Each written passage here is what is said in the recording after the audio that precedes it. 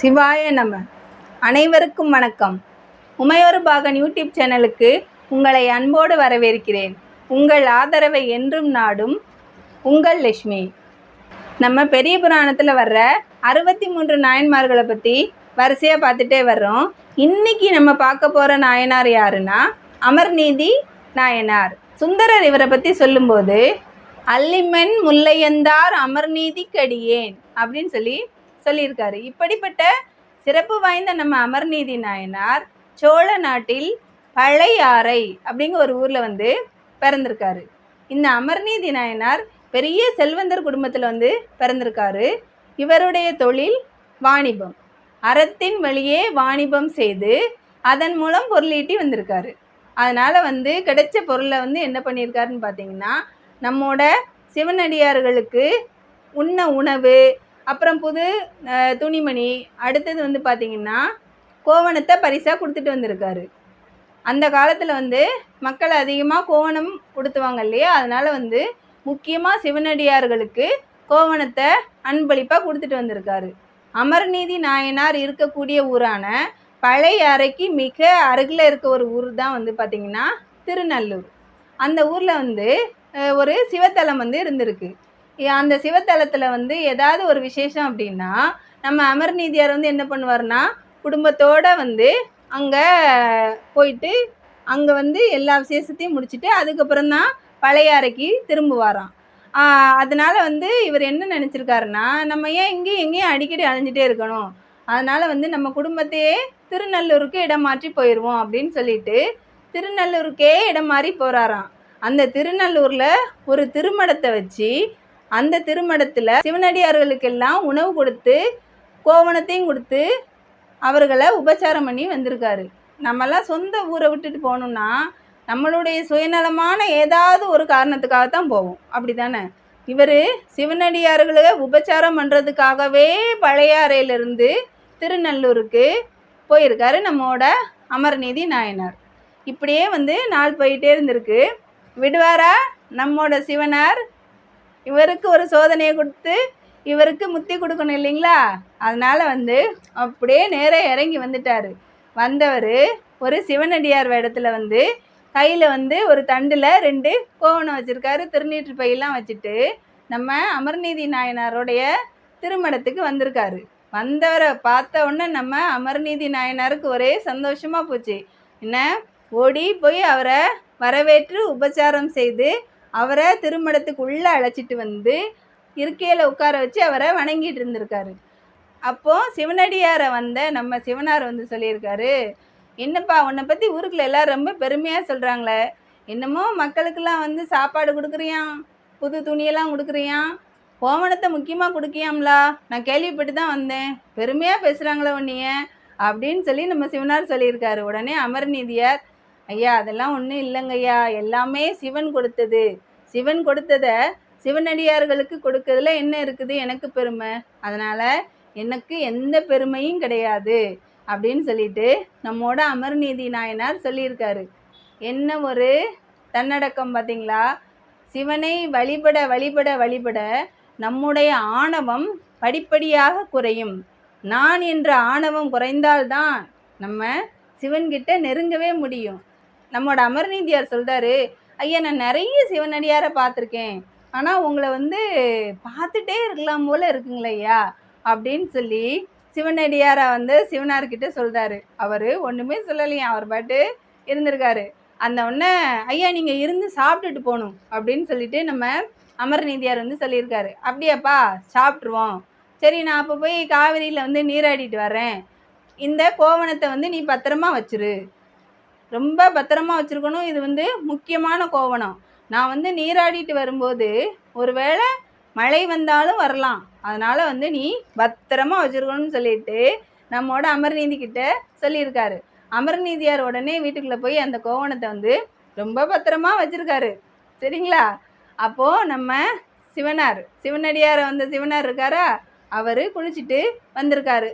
வரும்போது நல்ல மழை, அதனால் மழையில் நனைஞ்சு நடுங்கிக்கிட்டே நம்மோட சிவனடியார் வந்திருக்காரு.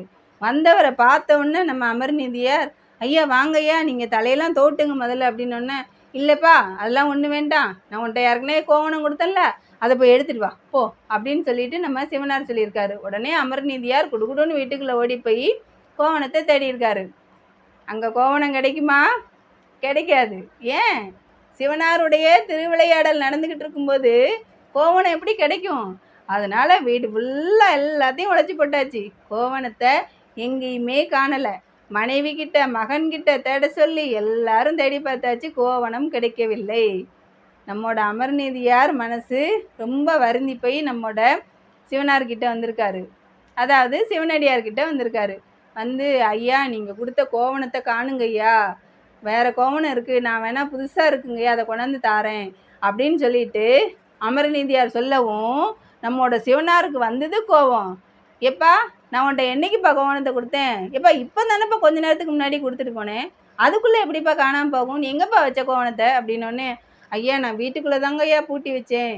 வீட்டுக்குள்ளே பூட்டி வச்ச கோவணம் எப்படிப்பா காணாமல் போகும்? நீ என்னமோ கோவணத்தை எல்லாருக்கும் பரிசாக கொடுக்க அப்படின்னு சொல்கிறாங்க ஊருக்குள்ள உன்னை பற்றி, இப்படி தான் கோவணத்தை களவாடி வச்சுக்குவியா அப்படின்னு சொல்லிட்டு நம்மோட சிவனார் வந்து சொல்லியிருக்காரு. உடனே அமர்நீதியார் வந்து ரொம்ப துடிச்சு போயிட்டாராம். ஐயா நான் அப்படியெல்லாம் வந்து கனவுல கூட நினைக்க மாட்டேங்க ஐயா, உங்களுடைய கோவணத்தை பத்திரமா தாங்க ஐயா வச்சேன், ஆனால் இப்போ காணலை, என்னன்னு தெரியல, என்கிட்ட புது கோவணம் இருக்குது கொண்டு வரங்க ஐயான்னு சொல்லிட்டு அவரோட காலில் 10-20 தடவை விழுந்து வணங்கியிருக்காரு. உடனே கோபம் வந்து கொஞ்சம் குறையுது மாறி நம்மோட சிவனார் வந்து நடிச்சிருக்காரு. அதனால் என்ன பண்ணியிருக்காரு, அப்படியாப்பா சரி ஒரு துலாக்கோலை வந்து கொண்டு வர சொல்லு, என்னோட கோவணத்தை நான் வைக்கிறேன், அதுக்கு சரிக்கு சரியா நீ கோவணத்தை கொண்டு வந்து வைக்கியா அப்படின்னோடனே, சரிங்கய்யா வைக்கிறேங்கய்யா அப்படின்னு அமரநீதி நாயனார் வந்து சொல்லிட்டு ஓடி இருக்காரு. துலாக்கோல் கொண்டு வரப்பட்டது. ஏன்னா அவர் வாணிகர் தானே, உடனே அது வந்துருச்சு. நம்ம சிவனார் அவருடைய தண்டில் இருந்த ஒரு கோவணத்தை எடுத்து தராசு தட்டில் ஒரு பகுதியில் வச்சுருக்காரு. இன்னொரு தட்டில் வந்து நம்மோட அமர்நீதியார் அவருடைய புது கோவணத்தை கொண்டு வச்சுருக்காரு. ரெண்டும் சரிக்கு சரி ஆகுமா?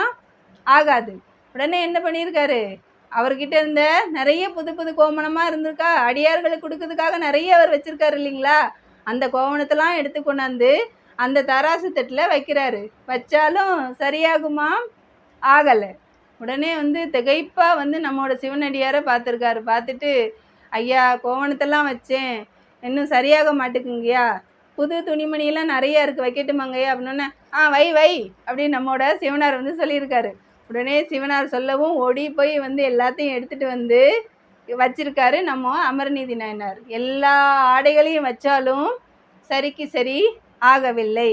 அதனால் வந்து சிவனடியார்கிட்ட, ஐயா சரியாகலை, என்கிட்ட நிறையா பொன்மணி நவரத்னம் இப்படி நிறைய வச்சுருக்கேன், அந்த பொருளெல்லாம் வைக்கட்டுமாங்க ஐயா அப்படின்னோடனே, அதெல்லாம் எனக்கு எதுக்கு, சரி ஏதோ சொல்கிற வை போ அப்படின்னு சொல்லிட்டு நம்மோட சிவனார் சொல்லியிருக்காரு.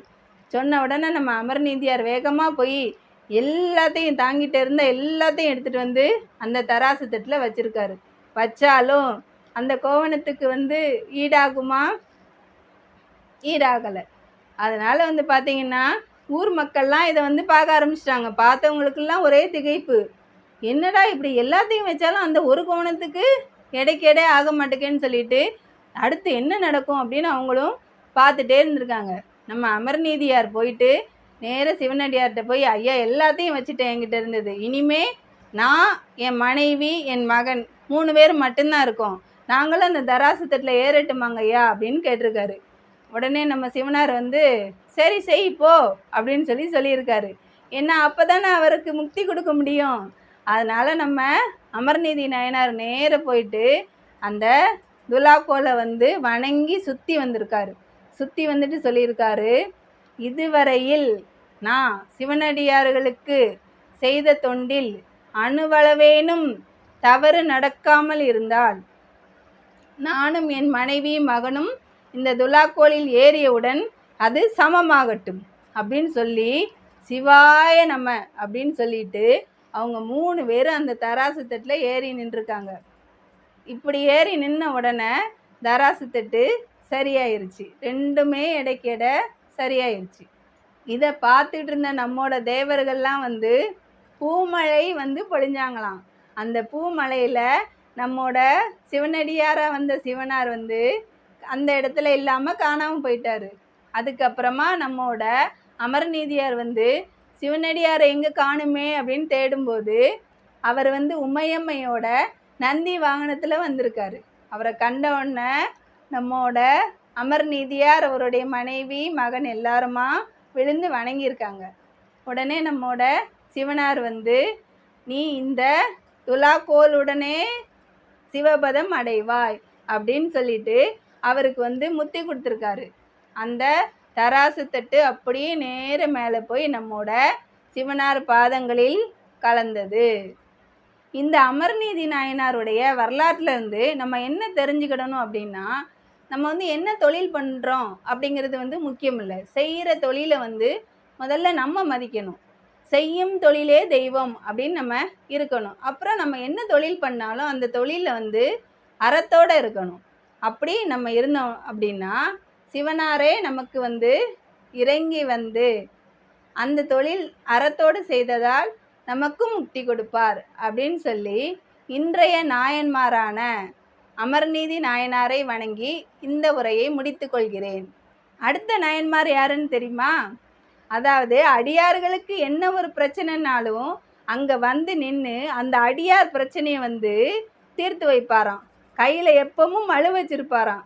அப்படிப்பட்ட சிறப்பு வாய்ந்த நம்மோட எரிபத்த நாயனாரை பற்றி அடுத்த வீடியோவில் பார்க்கலாம். நன்றி, வணக்கம்.